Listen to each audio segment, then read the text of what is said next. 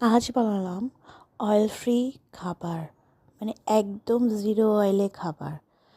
হে everyone, আমি মাম্পি, কলকাতা কন্যাতে আপনাকে স্বাগত। আমি আজকে চিকেনের একটা প্রিপারেশন করব। এটা আমি ম্যারিনেট করে রেখেছিলাম 2 দিনের জন্য। ম্যারিনেট যেরকম টক দই, নুন, মশলাপাতি দিয়ে যেরকম করে সেই প্রসেসেই চিকেনটাকে আমি ম্যারিনেট করে রেখেছি।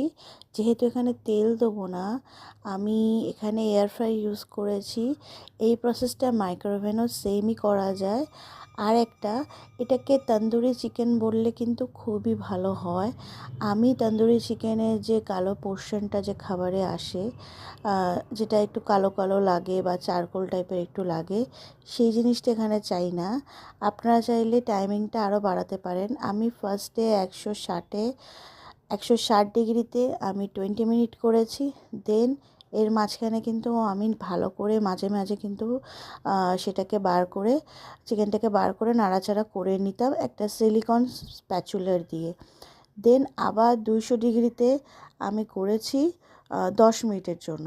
এটাকে আটটু যদি আমি রাখতাম টাইমিংটা 200 ডিগ্রিতে, এটা যেহেতু আমার এয়ার ফ্রায়ারে ম্যাক্স টাইমিং, মানে ম্যাক্স ডিগ্রি 200 ডিগ্রির ওপরে আর নেই।